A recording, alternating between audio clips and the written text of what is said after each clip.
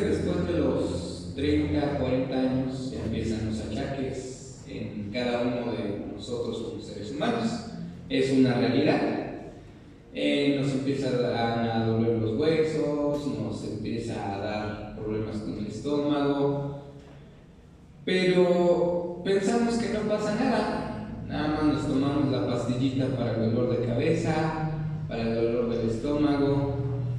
Empezamos a tener la boca seca y nada más tomamos agua y no queremos ir al doctor, a sabiendas de que los síntomas que tenemos nos indican que hay algo que no está bien en nuestros cuerpos, pero no queremos, a lo mejor porque tenemos miedo de lo que nos puedan decir, de que vamos al doctor, nos mandan análisis y tenemos miedo de que nos digan, pues ya eres diabético, ya eres hipertenso, ya tienes triglicéridos altos, y lo que hacemos es autoengañarnos a nosotros mismos, y eso va en detrimento de nuestra propia salud, porque entre más tardemos en darnos cuenta de que hay un problema de salud en nuestro cuerpo y lo atendamos yendo al doctor,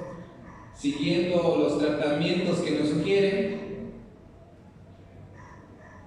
la enfermedad va a avanzar hasta llegar al punto de que quizás ya no sea curable, sino solamente controlable.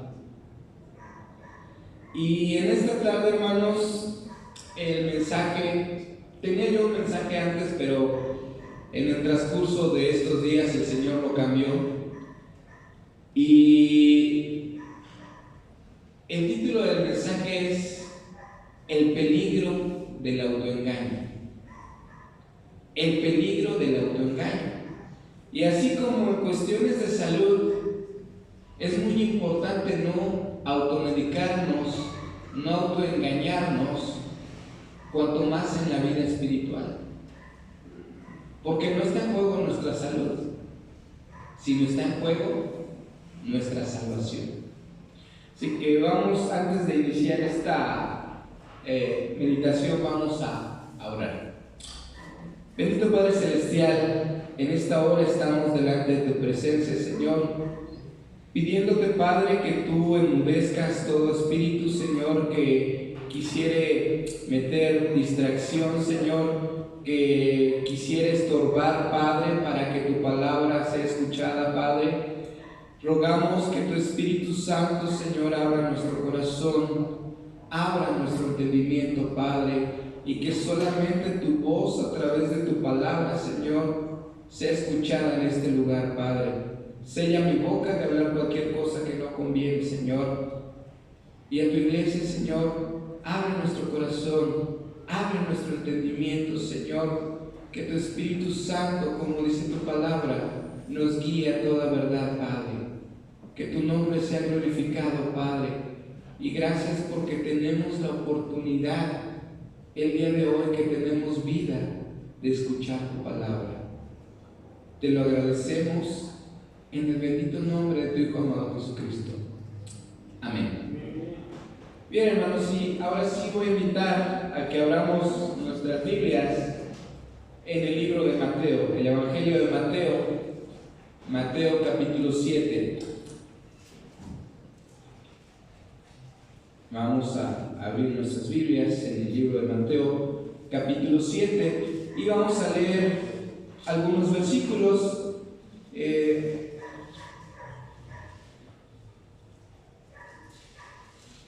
Mateo capítulo 7. El mensaje va a estar basado en el versículo del 7, aquí ya está, 7 del 21, del versículo 21 al versículo 23. Sin embargo, es importante que tomemos todo el contexto. Entonces, aunque no leamos toda la porción, yo quiero que ahí en silencio y conforme ustedes vayan viendo la aplicación, tomen en cuenta del verso 13 al versículo 24. Todo este es el contexto. Y este mensaje es el mensaje que el Señor Jesús es la parte final del Sermón del Monte. Muchas veces pensamos que el Sermón del Monte nada más son las bienaventuranzas, pero no es así. Empieza desde el capítulo 5 y termina prácticamente en el capítulo 8, donde el Señor Jesús, no es Pedro, no es Juan, no es Pablo, el Señor Jesús está dando enseñanza a la gente que le escucha, con el propósito de que haya un crecimiento en su vida espiritual, de que despejemos cualquier duda. Y voy a pedir que ahora sí nos pongamos en pie y leamos el versículo del 21 al 23 todos juntos, una sola vez, a una sola voz. Evangelio de Mateo capítulo 7 del versículo 21 al versículo 23. Y dice así todos juntos, hermanos: no todo el que me dice Señor, Señor, entrará en el reino de los cielos, sino el que hace la voluntad de mi Padre que está en los cielos. Muchos me dirán en aquel día: Señor, Señor, ¿no profetizamos en tu nombre, y en tu nombre echamos fuera demonios, y en tu nombre hicimos muchos milagros? Y entonces les declararé: nunca os conocí, apartaos de mí, hacedores de maldad. Pueden tomar asiento, hermanos. Y el título, como bien dije, es el peligro del autoengaño. ¿Y por qué, hermanos? Lo verdaderamente peligroso no es que un hombre inconverso que ha rechazado a Jesús vaya al infierno, porque la palabra del Señor dice: porque la paga del pecado es muerte. Lo verdaderamente riesgoso y peligroso es que personas que hemos escuchado el Evangelio, que hemos hecho aparentemente, digo entre comillas, aparentemente una profesión de fe, vivamos autoengañados y no lo hayamos hecho verdaderamente de corazón. Ese es el problema. Y quisiera que vayamos al pasaje paralelo de este Evangelio de Mateo, y es en Lucas capítulo 13, versículo 22, para iniciar ya este mensaje. Lucas 13, 22, y en adelante me voy a permitir dar lectura.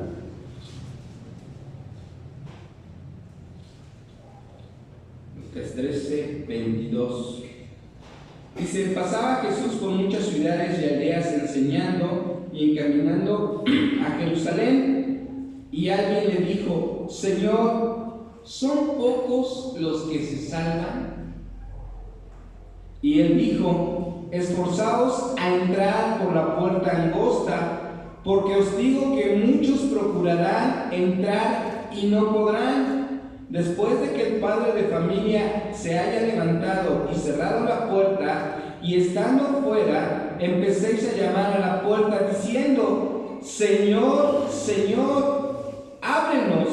Él respondiendo os dirá: no sé de dónde sois.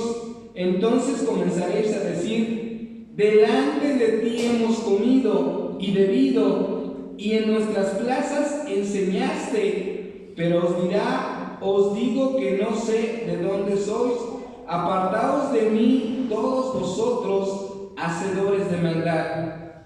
Allí será llanto y el crujir de dientes, y cuando veáis a Abraham, a Isaac y a Jacob y a todos los profetas en el reino de Dios, y vosotros estéis excluidos. Ese es el gran riesgo. ¿Y por qué? No eran personas que rechazaban el Evangelio, eran personas hasta cierto punto seguidoras de Jesús, que escuchaban su mensaje, que estaban en el monte atentos, e inclusive tenían cierta familiaridad con él. Cuando el Señor menciona en aquel día: me dirán Señor, Señor, esa frase de Señor, Señor denota cierta familiaridad. Es como en nuestra cultura, cuando hay cierta familiaridad, le decimos: háblanos de tú, con más confianza. Cuando no hay, háblanos de usted, ¿no? Pero háblanos de tú. Algo similar similar en la cultura hebrea pasa cuando se menciona el nombre de una persona dos veces. Y algunos ejemplos bíblicos, así de rápido, que denotan esa familiaridad, es Génesis 22:11, cuando el ángel de Jehová llama a Abraham, cuando va a sacrificar a su hijo, dice Abraham, Abraham. Le menciona dos veces su nombre. Había una cercanía porque Dios ya le había dicho a Abraham: sacrifica a tu hijo, tu único hijo. Era una relación cercana, lo conocía, no era un desconocido. Génesis 46:2, Dios llama a Jacob también, Jacob, Jacob. Nuevamente alguien conocido. 1 Samuel 3:10, Dios llama al niño Samuel, que más adelante iba a ser el profeta. Samuel, Samuel, y él responde: heme aquí. Dos ejemplos más. En Lucas 10:41, cuando Jesús entra a la casa de Marta y María, y pues está ocupada Marta con las cuestiones, el Señor Jesús le dice: Marta, Marta. Prácticamente no es afanosa, había una relación de familiaridad.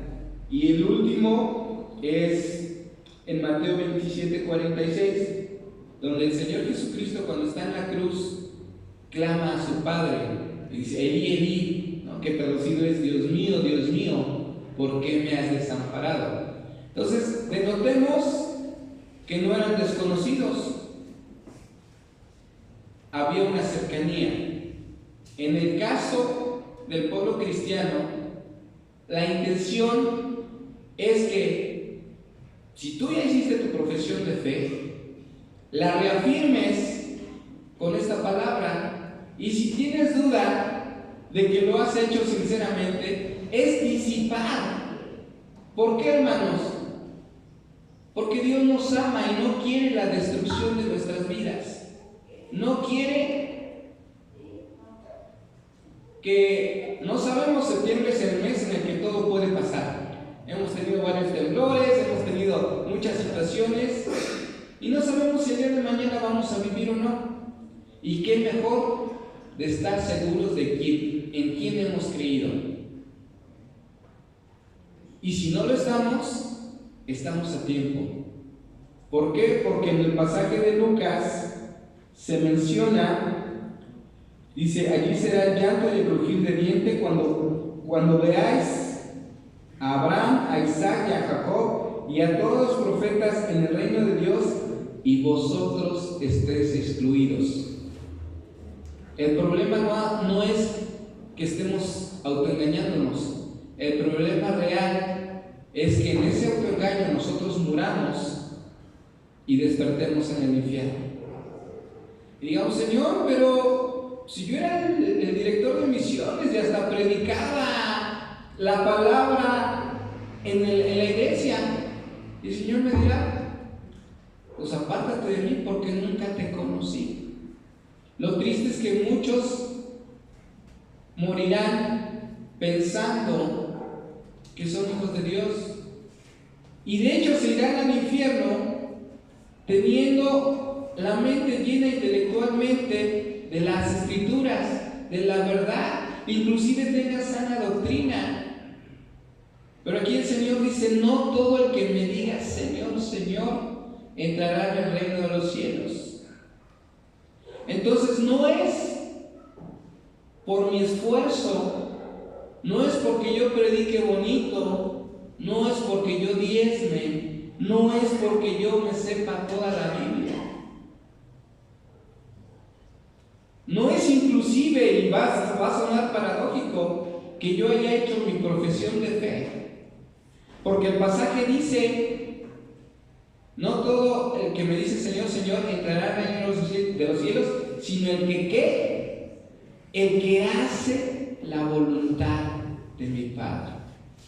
Y ahí es la gran diferencia, el gran parteaguas. Si vemos en el pasaje de Mateo, adelante menciona, antes de estos versículos, en el versículo 13, entrad por la puerta estrecha, porque ancha es la puerta y espacioso el camino que lleva a la perdición, y muchos entran por ella. Aquí el Señor está hablando, son muchos, no son pocos, ojalá fueran pocos, pero dice muchos son los que entran por esa puerta. Y en Lucas también le hace la pregunta esta persona al Señor, muchos son los que se perderán. Entonces eso nos anima y nos exhorta a hacer una reflexión en nuestra vida espiritual.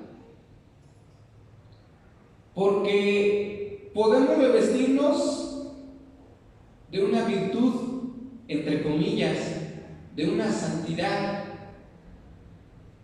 pero se va a reflejar cuando tú haces la voluntad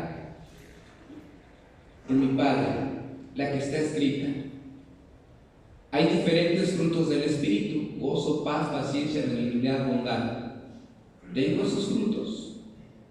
El tenerlos es que estoy haciendo la voluntad, porque se muestra. No es por lo bonito que sea, por el dinero que tenga, no es por lo intelectual o los doctorados que tenga. Es por la obra redentora del Señor Jesucristo. Y debe de haber un cambio.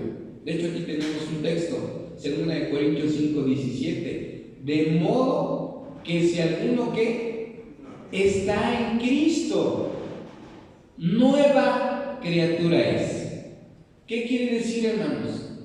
Que por más que yo tenga muchos años de estar en la iglesia, de ser bautizado, si mi forma de vida sigue siendo la misma de cuando me decía inconverso, perdón, hermanos, pero ante Dios, como lo dice su palabra, no somos salvos, porque debe de haber un cambio real. Y si se los decimos, hermanos, o si el Señor puso esto en mi corazón, es porque les amo, es porque queremos, y es un sentir que Dios puso en mi corazón, que como miembros reaccionemos, hagamos un autoanálisis de cómo está nuestra vida espiritual, porque de ello depende dónde vamos a pasar la eternidad. Y si no hay un cambio, hermanos, perdón, pero en alguna predicación que dio nuestro hermano Guillermo, cuando habla del joven rico, el título de la predicación, si no mal recuerdo, era cuando perdemos el tiempo siguiendo a Jesús.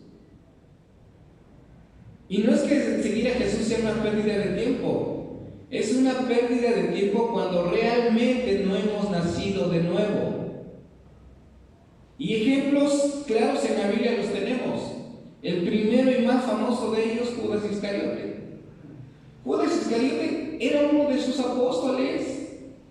El Señor antes les había dado potestad para ir y predicar el Evangelio, para ir y sanar a toda enfermedad, para ir y echar fuera demonios a los 12. Y dentro de esos 12, ¿quién estaba incluido? Judas. Y no por eso fue salvo. No por predicar la palabra de Dios se salvó. No por haber echado fuera demonios se salvó. No por haber sanado en el nombre de Jesús, porque además tenía sana doctrina, hermanos. No predicaba una doctrina contraria. Nunca vemos en la Biblia que Judas haya predicado una doctrina contraria.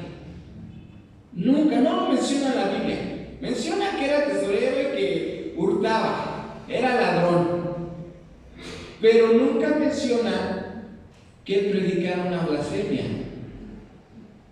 Y sin embargo, no fue salvo. Y eso nos tiene que hacer reflexionar a nuestra vida. Si verdaderamente la palabra de Dios no es una vivencia en mi vida, cuidado. Si no hay frutos del Espíritu Santo en mi vida, cuidado.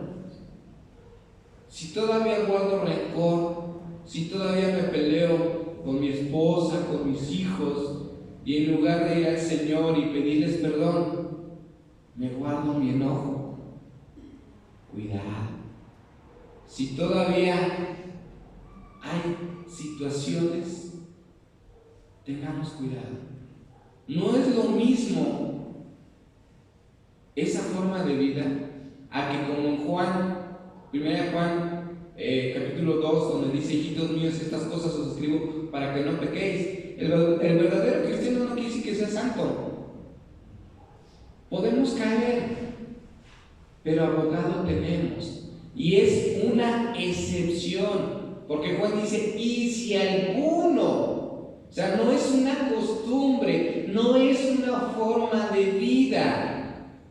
Es cuando vamos caminando por la calle y pisamos una piedra, nos tropezamos, pero no vamos caminando en la calle tropezándonos a cada rato. No es nuestra forma de vida, a menos que tengamos una condición física que provoque que constantemente nos estemos tropezando. Pero una persona común y corriente no va en la calle tropezándose a cada momento. En algún momento de su vida lo va a hacer. Va a pisar una piedra, una cáscara de plátano, el piso mojado, y pues nos tenemos que caer. De la misma forma tiene que ser la vida cristiana, hermanos. Son sus excepciones cuando caemos, cuando cometemos algún pecado y tenemos a Jesucristo. Pero cuando mi forma de vida no lo está reflejando, cuidado, hermanos. Cuidado, porque nos podemos autoengañar. Y ese autoengaño nos puede llevar a perdernos. Volvemos al ejemplo de Judas. Judas confesaba que Jesús era el Señor. Es más, en Santiago 2, 8 y 9 dice: ¿crees en Jesús? Bien haces. Los demonios creen y tiemblan. Cuando Jesús expulsaba a algún demonio, el demonio lo reconocía. Ah, tú eres el Cristo, tú eres el Hijo de Dios. Y el Señor lo reprendía. Lo conocían. Y ese es el verdadero peligro, hermanos. Que muchos, hablando de la iglesia en general, de la iglesia mundial, que decimos conocer a Cristo, que decimos ser seguidores, que nos decimos ser cristianos, podemos no serlo, pero para eso tenemos la palabra de Dios. La palabra de Dios es viva y eficaz y más cortante que toda espada de dos filos, y útil ¿para qué? Para enseñar, para redarguir. Es el espejo. No me puedo engañar. Yo me puedo poner una peluca, me puedo pintar, puedo hacer una cirugía plástica, tratar de cambiar mi imagen, pero cuando voy al espejo, el espejo me va a decir: eso no es real. Y yo puedo decir: soy cristiano, y yo puedo decir: yo he aceptado a Cristo, y yo he diezmado, y yo he ofrendado, y yo he participado, y yo he ganado almas para Cristo. Pero cuando vas a la Biblia es ese espejo en el cual te tienes que mirar para que verdaderamente podrás decir: sí, yo soy hijo de Dios. Veamos que esas personas no le dijeron: Señor, Señor, guardamos tu palabra, hicimos tu voluntad al pie de la letra como tú lo dijiste. Nunca le dijeron eso. Se excusaron en su propio esfuerzo. Por eso dicen: no por obras, para que nadie se gloríe. ¿Sí? Señor, Señor, En tu nombre lo hicimos. En tu nombre echamos fuera de demonios. En tu nombre hicimos grandes milagros. ¿La doctrina de ellos estaba mal? No, porque el mismo Señor Jesús los mandó. Pero lo hacían en sus propias fuerzas. Nunca le dijeron al Señor: Señor, hicimos tu voluntad, nos sujetamos, guardamos tu palabra. Es más, todavía, regresando a la aplicación de nuestro hermano Guillermo, el joven rico, podríamos decir que él sí lo hizo, entre comillas. Decía nuestro hermano y hacía un listado a la palomita, ¿no?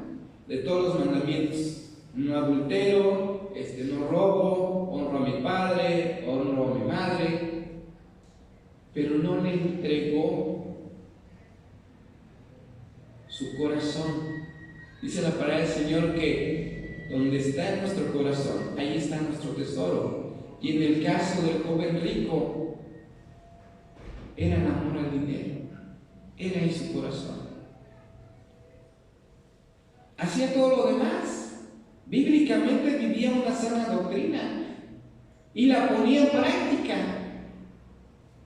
Pero Jesús vio más allá de lo superficial, vio su corazón y le dijo: todavía te falta algo por entregarme.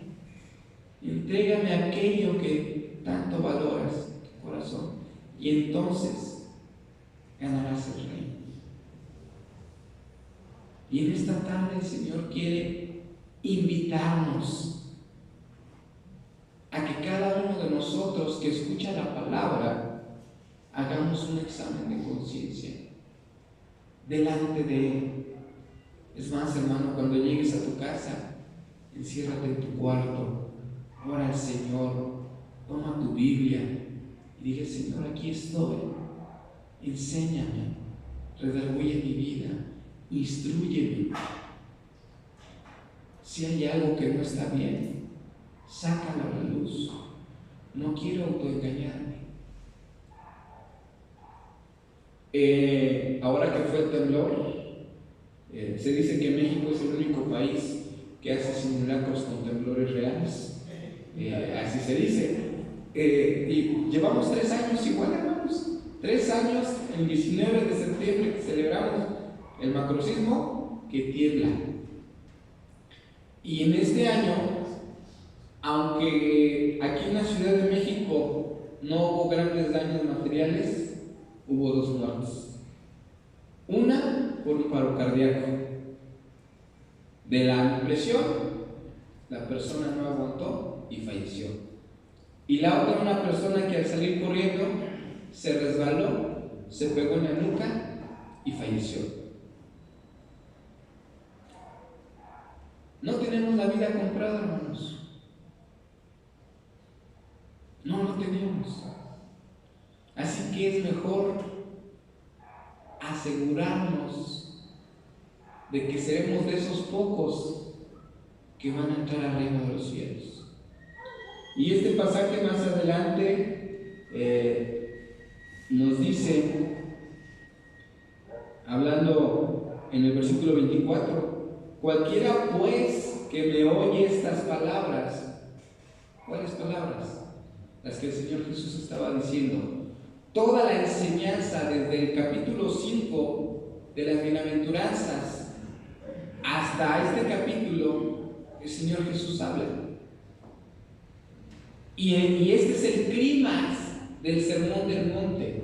Ya después de que, si nos vamos desde el capítulo 5, empieza hablando sobre las bienaventuranzas.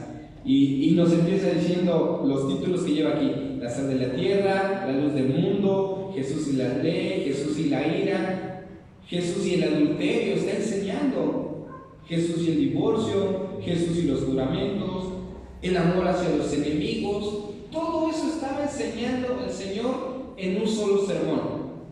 Jesús y la limosna, Jesús y la oración, Jesús y el ayuno, tesoros en el cielo. Son los títulos que pone, la sociedad bíblica, pero estaba dando una disertación de cómo debemos vivir. La lámpara del cuerpo nos estaba advirtiendo. La lámpara del cuerpo es el ojo. Así que si tu ojo es bueno, todo tu cuerpo es bueno. Y luego dice, mejor si tu ojo es malo, hay tinieblas.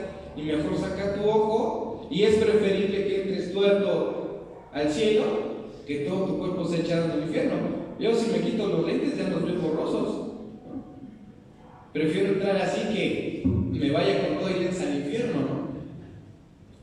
Toda esa enseñanza que el Señor Jesús dio llega a su clímax en esta parte.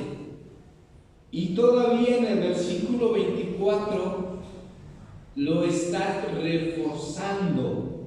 Y dice, cualquiera pues que me oye estas palabras, le compararé a un hombre prudente que edificó su casa sobre la roca, y descendió lluvia y vinieron ríos y soplaron vientos y golpearon contra aquella casa y no cayó, porque estaba fundada sobre la roca. Dios quiere que tu vida esté fundada sobre la roca, que cuando vengan las circunstancias difíciles de la vida, ya sea enfermedad, ya sea problemas familiares, ya sea persecución, hermanos. El hecho de que nosotros no tengamos ahorita una persecución por causa del Evangelio en nuestra ciudad y en nuestro país, no quiere decir que no exista. Hay otros países, otros hermanos donde sí lo están sufriendo. Es más, aquí mismo en México, en la sierra, sufren. Que cuando nos toque pasar eso, mantengámonos firmes. De lo contrario dice, pero cualquiera que me oye estas palabras, ¿y qué pasa? Y no las hace. Ojo, hermanos, ¿cuántos años tenemos asistiendo a esta iglesia? Al menos yo desde que era principiante, ya hace algunos años, cuando los dinosaurios poblaban la tierra todavía, hace muchos ayeres. Y en ese tiempo, ¿cuántos mensajes de parte del Señor no hemos escuchado? A través de las maestras de escuela dominical, a través de los hermanos que han estado predicando. ¿Cuántos mensajes? A través de la lectura de la palabra. Y sin embargo, muchas veces hacemos lo que dice aquí. Dice, pero cualquiera que me oye estas palabras, ¿y qué pasa?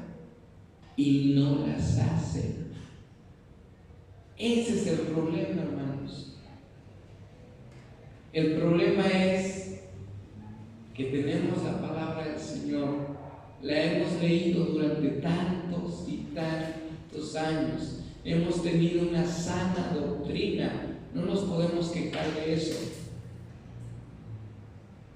Pero ¿cuántos verdaderamente la hemos puesto en práctica?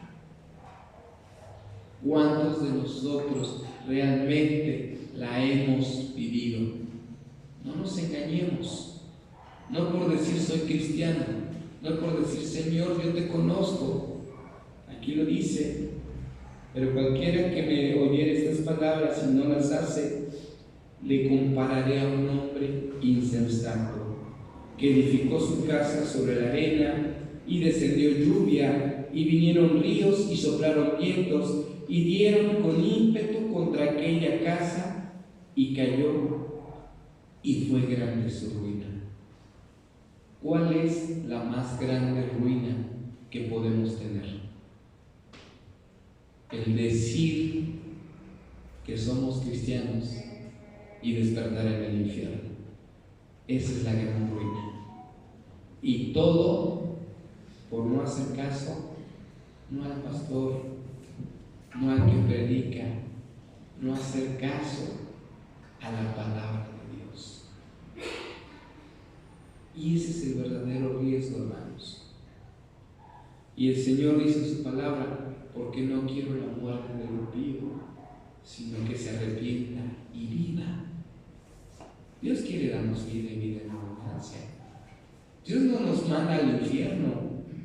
Dios es justo. Dios nos da la oportunidad y nos da su palabra para que a través de ella encontremos a Cristo. Obedezcamos su palabra. Que verdaderamente podamos ser adoptados por Cristo, como lo dice en Corintios, la adopción, en Romanos, perdón. Pero dependerá de nosotros, hermanos. Y al final no vamos a tener excusa. Cuando despertemos en aquel día de juicio final y nos demos cuenta, como dice Apocalipsis 20:15, y el que no se halló escrito en el libro de la vida fue lanzado al lago de fuego. Ahí ya no va a haber marcha atrás. Ahí ya no vamos a poder decir, es que yo pensé, es que yo creí. No, hermanos. Hoy es el día. Hoy es el día en que el Señor está haciendo un llamado a los que estamos escuchando. Se va a escuchar mal, hermanos, pero en la mañana había más hermanos. En la mañana había más hermanos. Ahorita está quien quiere escuchar la voz de Dios. No el hermano que está predicando la voz de Dios. Este mensaje se lo están perdiendo. Y dejen del mensaje esta advertencia de parte de Dios de no autoengañarnos. Y qué triste sería, hermanos, qué triste sería. No estoy dando por hecho, estoy poniendo como un ejemplo, porque al rato van a decir, es que el hermano dijo que no somos salvos. No estoy dando por hecho, estoy poniendo como ejemplo que alguno o muchos de los hermanos que en este momento no estén, se estén autoengañando. Y aunque los que estemos aquí nos estemos autoengañando, y me estoy incluyendo, cuando el Señor me dio este mensaje, verdaderamente me confrontó, verdaderamente me tuve que estar poniendo en oración, pidiendo al Señor de su sabiduría, de su discernimiento, primeramente para ver hacia mi vida, cómo está mi vida delante del Señor, para poder compartir. Qué peligroso sería que los que no tuvieron la oportunidad de escuchar, y que en esta noche no es que venga el Señor, sino que vuelva a temblar y muchos de nosotros tengamos que partir. ¿Hacia dónde partiremos? Y aún de los que estamos aquí, hermanos, ya lo escuchamos, ya el Señor está hablando. Ya no podemos decir, es que no me dijiste, es que yo no lo sabía. Lo estás escuchando, y no lo está diciendo ningún apóstol, lo está diciendo el mismo Señor Jesucristo. Así que no tenemos problema de que es que Pablo lo interpretó de una forma, es que Pedro lo estaba interpretando de otra manera. No, aquí no hay vuelta atrás, no hay una interpretación errónea, porque quien lo está diciendo es el mismo Señor Jesús. ¿Y quién es mayor? ¿Pedro, Pablo, los apóstoles o el Señor Jesús? ¿Quién es, hermanos? Entonces, si Él está diciendo, es porque nos ama, es porque no quiere la destrucción espiritual de nuestras vidas, y tampoco la material, y tampoco la física, por decirlo así. En la Santa Cena, cuando vamos a tomar la Santa Cena, leemos el versículo. ¿Y qué dice? Pruébese cada uno a sí mismo y coma así del pan. Porque el que bebe y come, ¿qué?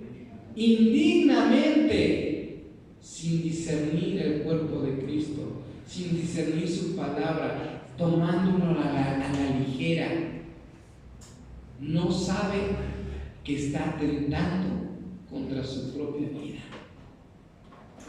Y ese es el peligro, hermanos. Y yo quiero Y el Señor puso en mi corazón el deseo de que el día de hoy cada uno de nosotros, por nuestra propia seguridad espiritual, reflexionemos. Estamos a tiempo, hermanos. Dejemos a un lado el orgullo, dejemos a un lado la soberbia, que eso no nos va a llevar al cielo. Lo único que nos va a llevar al cielo es el Señor, obedecer su palabra, conocerle. Para conocer el verdadero Evangelio y el verdadero Jesús, tenemos que conocer su palabra y ponerla en práctica. El mismo Señor Jesús dijo: si me amáis, ¿qué? Guardad mis mandamientos. Si no lo hacemos, también dice que le hacemos mentiroso y la verdad no está en nosotros. Entonces, ¿qué estamos haciendo? Autoengañándonos. Es como si agarráramos, hermanos, literal, pusiéramos una pistola del calibre que ustedes quieran, le quitáramos todas las balas y dejáramos una y estuviéramos apretándola a ver hasta cuándo. La apretamos y no salió la bala, ya la libramos, pero seguimos viviendo igual y estamos haciendo eso con nuestra vida espiritual. Estamos jugando a la ruleta rusa y nos podemos llevar una gran sorpresa, hermanos.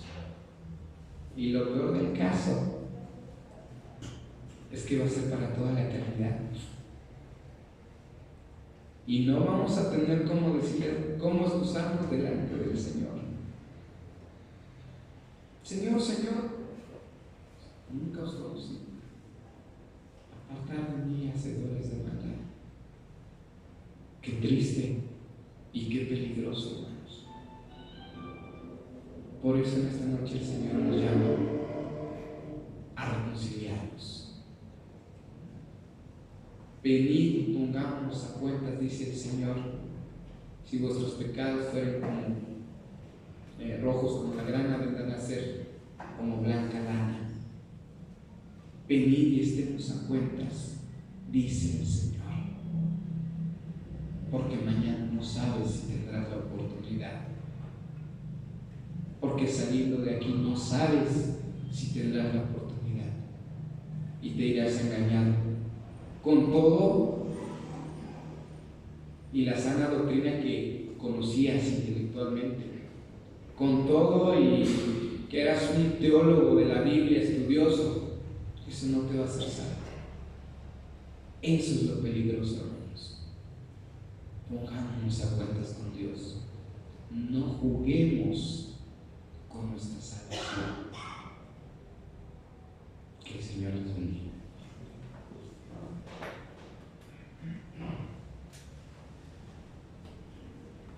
Dios bendiga la